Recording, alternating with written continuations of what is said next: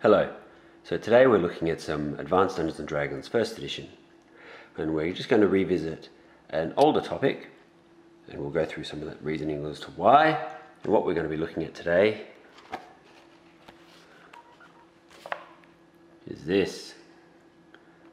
Now, I realize some of you will be thinking, haven't you already done weapons and the armor class adjustment? Yes, I have, and this is where a game as complicated and as complex and as beautiful as Advanced Dungeons & Dragons 1st edition comes into play. I've been doing it wrong for 40 years. So we're going to go through what we now know regarding these, and we'll take it from there. On top of a weapon adjustment charts, we'll also be revisiting the combat matrices for monsters and for players, as it's pretty much the same routine. And again, something that I've been doing wrong, but we'll go through that. So the three sections we'll be looking at will be here on page 70, the sample combat, page 71,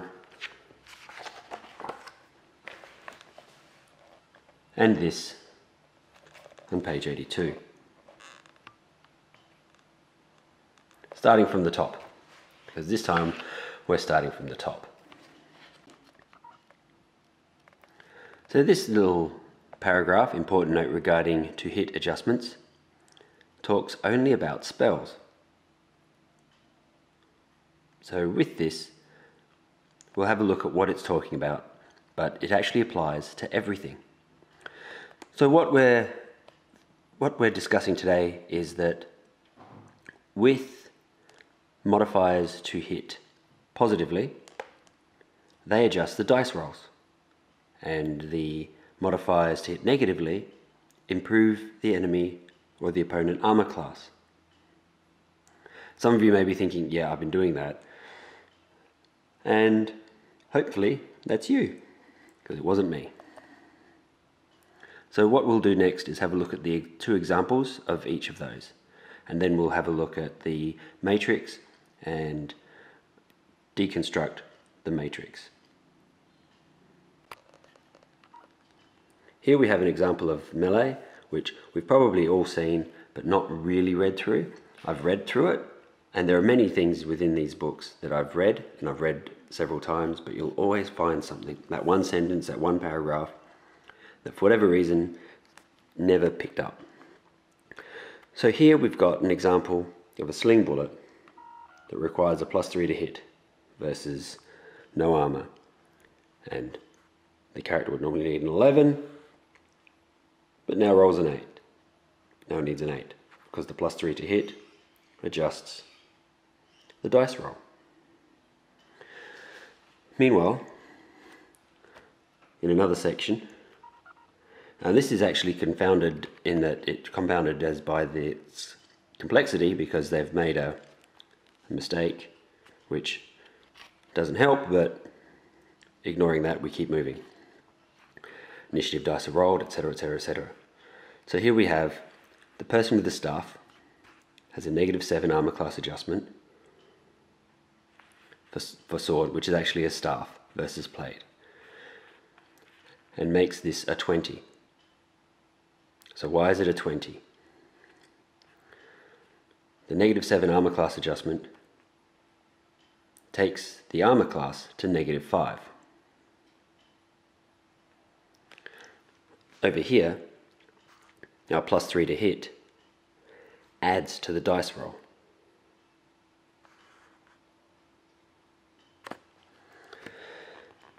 So making this here, armor class adjustment for sword versus plate, makes this a 20. And here we have to look at the matrix for the monk.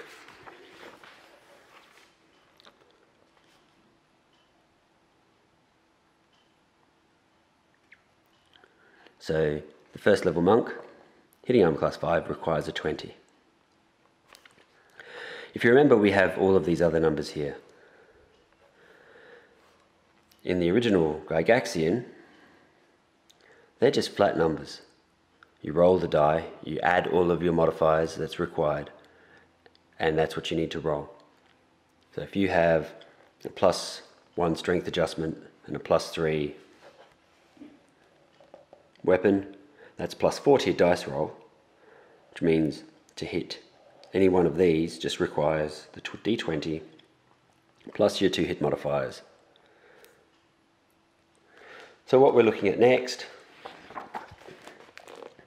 is this, and we look at that and we think, okay, this is what it is. However, there's one sentence.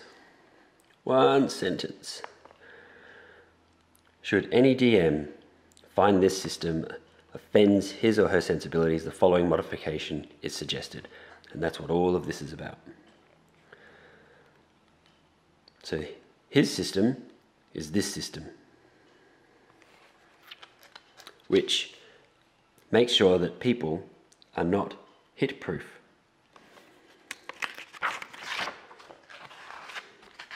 And that's an important adjustment to make. It is for the monsters, because player characters with their heavy armor class adjustments can make something appear to be hit proof. That goblin doesn't have a +1 sword, so how does it hit someone whose armor class has been adjusted to -6? Well, they can't. And that's just plain wrong in the Gygaxian system. They have to find themselves a +1 modifier, which may come from altering their attack, coming up with a tactic, doing something. And this is where we also look at, over here, missile cover, missile fire. They talk about armor class bonuses. They don't talk about negatives to hit. So the armor class bonus for having 90% cover is +10. So your chainmail clad crossbowman sitting in a slit in a tower gets a +10 to the armor class and is now at -5. The -5s, we're now giving people chances to actually hit.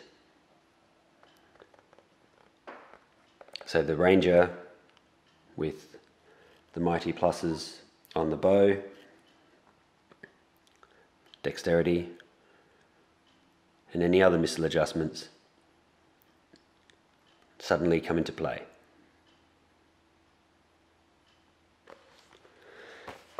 Same too with all adjustments. Anything that's an adjustment to a negative is not a negative to hit on the roll, but the adjustment goes onto the armor class. And that's an important distinction to make. So we'll just run through a slight example, but this is, some of you may already go, yeah, I've been doing this. Well, here we are trying to explain how it works.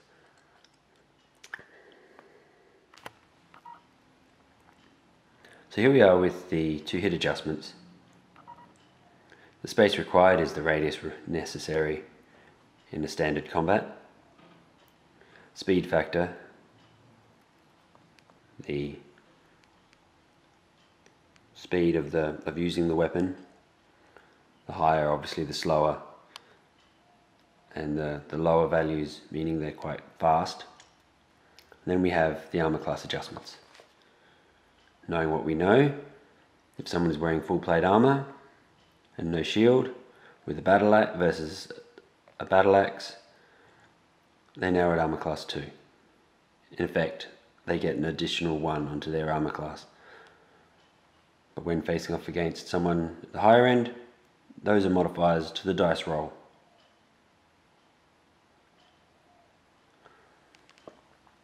So if we look down at the swords, which become important, broadswords and longswords.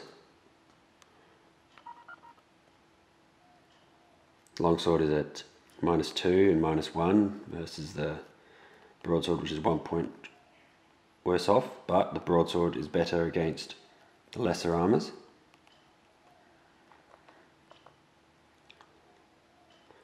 Again, plate mail and shield. The longsword turns someone without any other dexterity modifiers. The plate mail and shield is a base armor class of 2. Then they now are at armor class 0.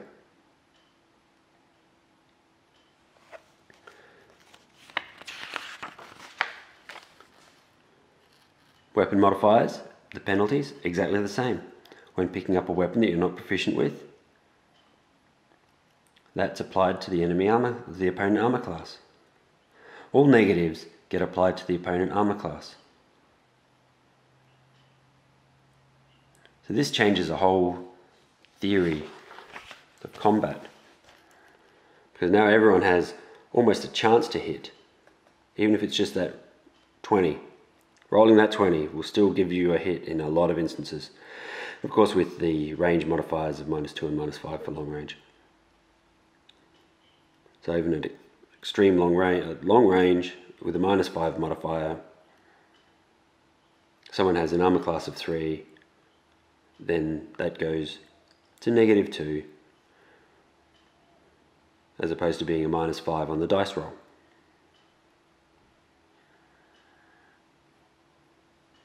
As well as the armor modifier.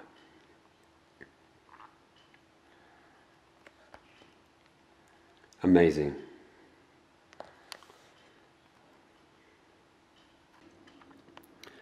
So here we have our two combatants. Leather armor and a spear versus chainmail wielding the bastard sword. And we're going to roll for some combat. We'll ignore all the other elements in terms of initiative, surprise, etc, etc, etc. We're just going to do basic combats of one versus the other.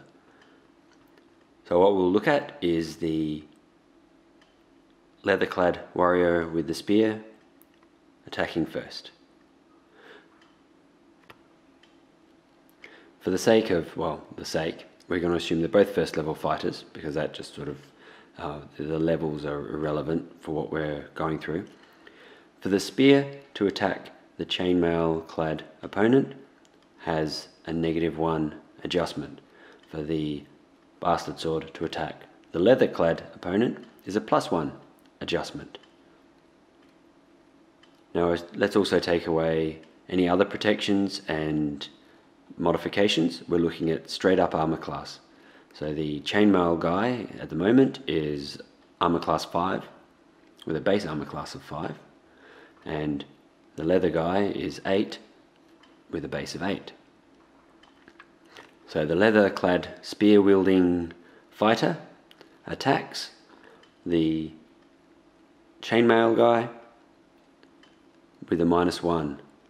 So the chainmail guy has no longer got an armor class of 5, which would mean that the leather-clad spear wielder would normally hit on a 15, now has to hit on a 16. And you sort of think, well, that's the same thing as the -1 to the dice roll, etc, etc. But it changes once you've got into the negatives. And that's where the removal of the hit-proof person comes into play. But we have to remember that the negative comes off the armor class. So the spear guy attacks and misses.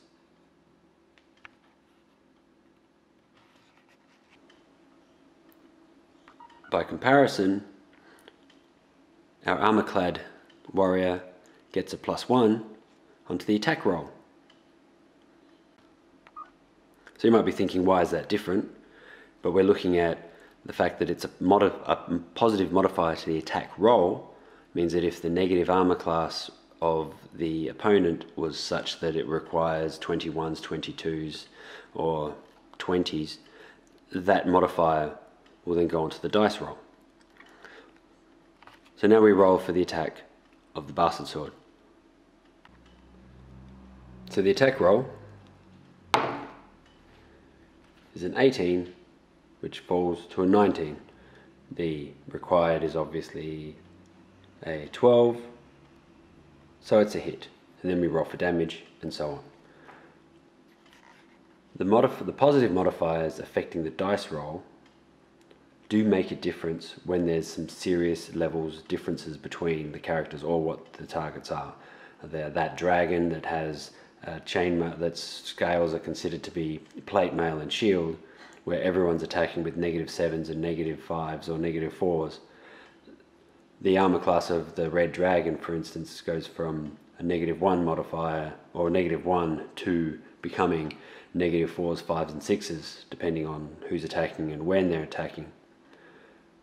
So again, it affects the overall armor class.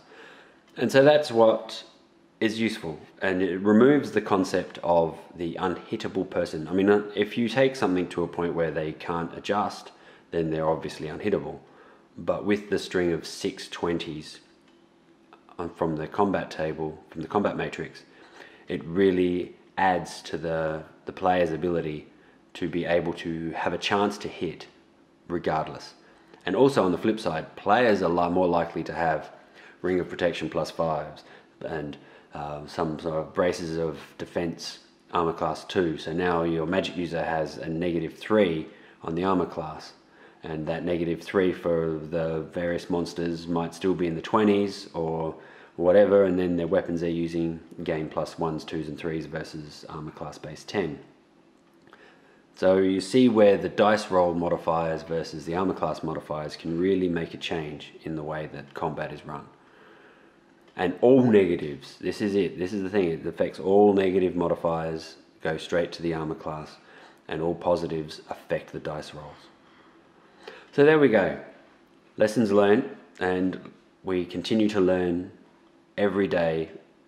The day we stop learning, I think, is the day we decide that we're no longer playing the game.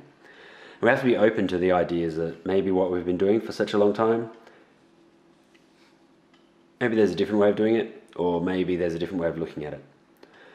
So I want to thank everybody, and it's been a bit of a time between putting videos up, but we'll try and get some more content happening, get some work out there for the players to have what they have to bring to the table. Thank you. I appreciate all levels of support. Please add your comments, add your thoughts, and on land odds, people are going to be saying, yeah, I've been doing that. I never knew what you were talking about.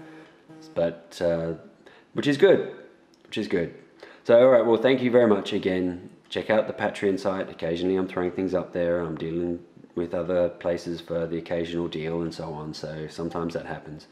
And I've got the character sheets up there. Like and subscribe. Support the Grogtalk videos, which you'll occasionally see commentary on from myself and from others that are like-minded, as well as the Flipping and Turning magazine, which is pretty awesome. Again, sometimes, you know, you've just got to look for different sources for different ideas. Well, again, finally, thank you, and I appreciate everyone watching.